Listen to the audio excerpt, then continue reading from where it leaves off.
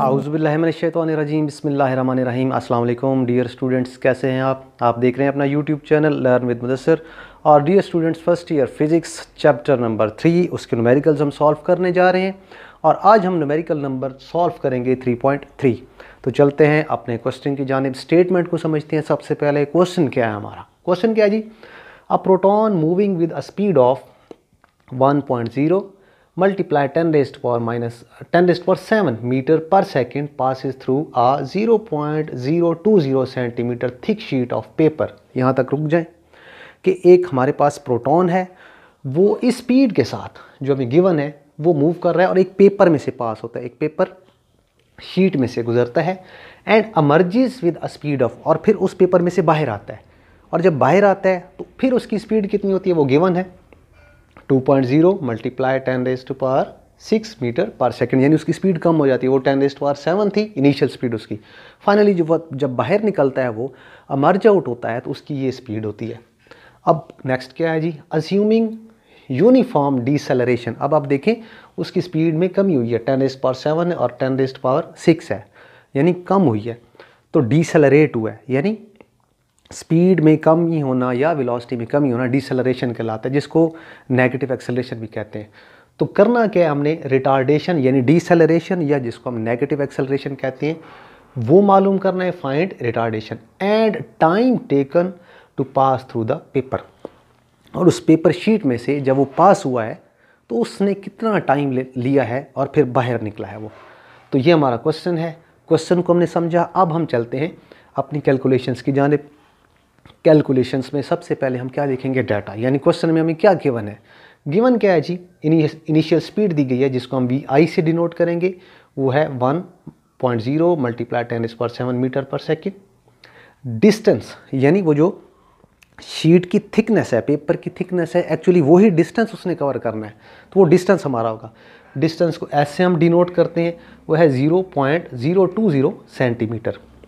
अब हम जानते हैं ये 9th और 10th क्लास के जो न्यूमेरिकल्स हैं उसमें भी मैंने आपको बताया हुआ है कि न्यूमेरिकल्स को हम SI यूनिट्स में सॉल्व करते हैं। सेंटीमीटर SI यूनिट नहीं है, तो हम क्या करेंगे? सबसे पहले सेंटीमीटर को मीटर्स में कन्वर्ट करेंगे। तो क्या जी, ये वैल्यू वैसे लिखेंगे 0.020, और सेंटीमीटर को कन्वर्ट करने के लिए मीटर्स में क्या होगा?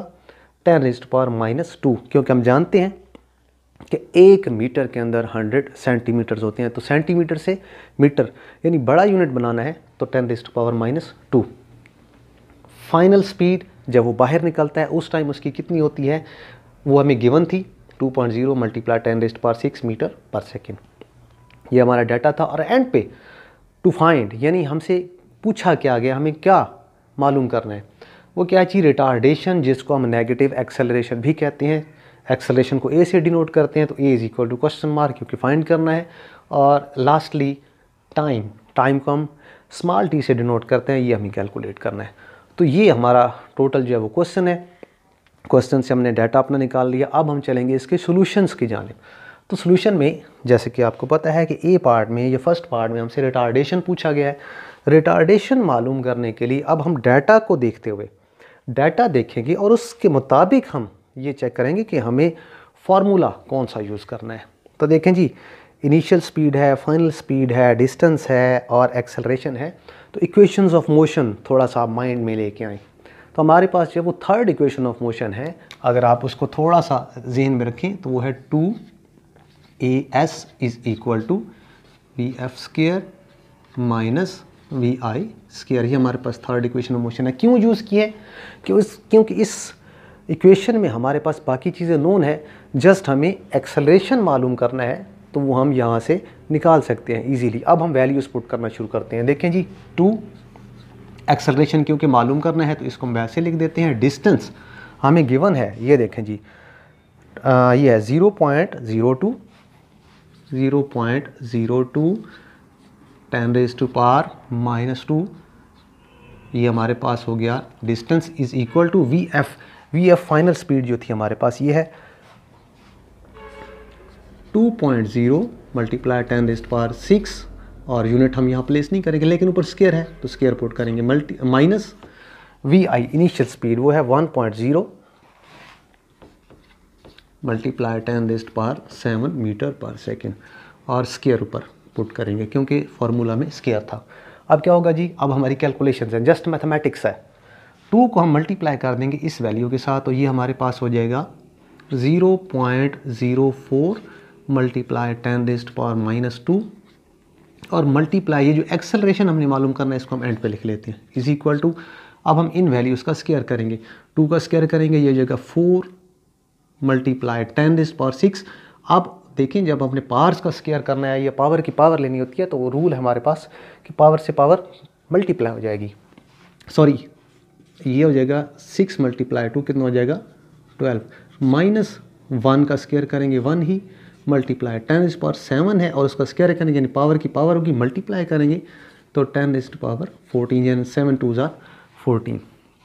अब थोड़ी सी हमारी कैलकुलेशन है वो क्या है, इस वैल्यू को आप एज इट इज़ ही रहने दें फिलहाल। 0.04 multiply 10⁻² multiply a is equal to, आप देखें जी इन दो वैल्यूज़ में आप देखें तो 10⁻12 इसके पास भी है और इसके पास भी है, इसके पास 2 इजाफी है, तो हम 10⁻12 कॉमन ले लेते हैं यानी 4 ब्रैकेट डाल के माइनस यहाँ से, क्योंकि 10⁻12 बाहर हम कॉमन ले रहे हैं दोनों से, तो यहाँ से तो जस्ट 4 बचेगा, माइनस यहाँ से कितना बचेगा 10⁻2 क्योंकि जस्ट, और 1 मल्टीप्लाई भी है क्योंकि हमारे पास पावर 12 बाहर गई तो 2 अंदर रिमेन हो जाएगी, रह जाएगी। ये फिर एज इट इज़ लिखें 0.04 मल्टीप्लाई 10⁻² मल्टीप्लाई a जो कि कैलकुलेट करना है। ये देखिए जी 4 10⁻² को हम 100 कहते हैं यानी 10 मल्टीप्लाई 10 तो ये हो जाएगा 100 10⁻12। आप कैलकुलेशन सिंपल होती जाएंगी, ये आएगा -96, 4 में से 100 माइनस करें मल्टीप्लाई 10⁻12, और अब की बार हम ये वाली वैल्यू उठा के यहाँ पे डिवाइड कर देते हैं तो a यहाँ पे बिल्कुल सेपरेट हो जाएगा, डिवाइडेड बाय जो ये वैल्यू थी इस साइड भी आएगी तो डिवाइड हो जाएगी 0.04 मल्टीप्लाई 10⁻²।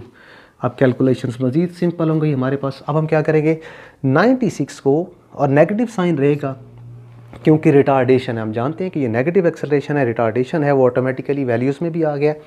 96 को आप 0.04 से डिवाइड करें तो मैंने कैलकुलेट किया हुआ, ये आता है 2400 मल्टीप्लाई यानी 2400, और पावर्स को आपस में सॉल्व करेंगे, ये 12 है 10⁻, और ये 10⁻2 ऊपर जाएगी तो यहाँ पे जाके ऐड हो जाएगी यानी ये टोटल कितना हो जाएगा 14 हो जाएगा। तो a is equal to -2400 multiply 10⁻14, और एक्सेलरेशन है तो मीटर पर सेकंड स्क्वायर क्योंकि एक्सेलरेशन का unit metre per second square है।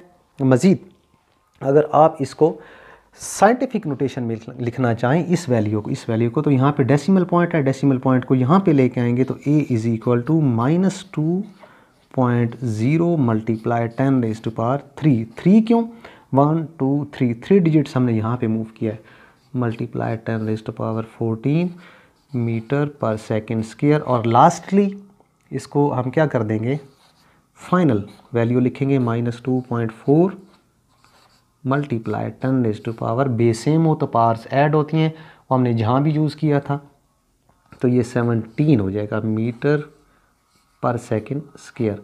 तो ये डियर स्टूडेंट्स हमने जो है वो जो फर्स्ट पार्ट था हमारा उसमें एक्सेलरेशन को जो है वो डियर स्टूडेंट्स, तो रिटार्डेशन हम कैलकुलेट कर चुके। अब सेकेंडली हमें क्या मालूम करना है, टाइम जिसमें से वो जो प्रोटॉन है वो शीट को क्रॉस करके आता है, तो उसके लिए हम क्या यूज़ करेंगे जी, टाइम कैलकुलेट करना है। First equation of motion Vf is equal to Vi plus A और T, ये फर्स्ट इक्वेशन ऑफ मोशन है। क्यों यूज़ कर रहे हैं, वैल्यूज़ हमें क्या मालूम है, Vf की वैल्यू हमारे पास 2.0 multiply 10⁻6 metre per second, metre units put ना करें, इज़ इक्वल टू Vi जो है वो इनिशियल स्पीड है, वो हमें गिवन थी 1.0 मल्टीप्लाई 10⁻7, ठीक है जी, और प्लस एक्सेलरेशन हमने कैलकुलेट किया था अभी -2.4 उसकी वैल्यू थी, मल्टीप्लाई 10⁻, हमारे पास इसकी वैल्यू थी 17, और टाइम हमें कैलकुलेट करना है, उसको हम एज इट इज़ लिखेंगे। अब इसको मैथमेटिकली सॉल्व करते हैं, 2.0 मल्टीप्लाई 10⁻⁶ वैसे का वैसे लिखेंगे, 1.0 मल्टीप्लाई 10⁻⁷ भी वैसे लिखेंगे। मैथमेटिकली इसको सॉल्व करेंगे, प्लस माइनस 2.4 मल्टीप्लाई 10⁻17 और टाइम हमें कैलकुलेट करना है। अब ये नेगेटिव साइन के साथ है, इसको इक्वल टू से इस साइड पे ले आएंगे तो ये पॉजिटिव हो जाएगा, यानी ये हो जाएगा 2.4 10⁻17 multiply t is equal to 1.0 multiply 10⁻7 और ये वाली वैल्यू यहाँ पे आएगी तो ये हो जाएगी माइनस, इसका साइन चेंज हो जाएगा 2.0 मल्टीप्लाई 10⁻6। अब इस वैल्यू को फिलहाल हम एज इट इज ही लिखेंगे, वैसे का वैसे ही 2.4 multiply 10⁻17 multiply t is equal to. अब देखें जी, यहाँ से हमने क्या करना है, यहाँ से 10⁻7 है और 10⁻6 है, तो हम क्या करेंगे, ये 1 एज इट इज़ 1.0 या 1 कह लें, मल्टीप्लाई 10⁻6 कॉमन आ गया यहाँ पे, ये देखें। अब इसके पास से 6 पार्स बाहर चली गई हैं तो एक पार रहती है 10⁻1 माइनस 2.0 और इसकी जो 10⁻6 वाली पावर है ये कॉमन जा चुकी है। अब क्या होगा जी, ये 1 मल्टीप्लाई 10 जो कि 10 ही हो जाएगा।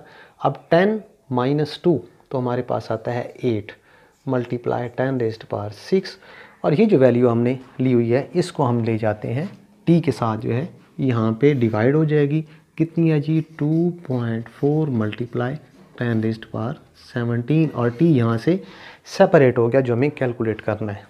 अब सिंपल मैथ्स हो गई है, 8 को डिवाइड करेंगे 2.4 से तो ये आता है 3.33 मल्टीप्लाई 10⁻6 और ये 10⁻17 को हम अगर ऊपर लेके जाएं तो 10⁻−17 हो जाता है। मैथमेटिकली रूल्स आप जानते हैं, t is equal to 3.33 multiply, base same हो, पार्स ऐड होती है, यानी 6 - 17 तो ये हमारे पास आएगा -11 और टाइम का यूनिट हमारे पास क्या होता है हम जानते हैं, सेकंड।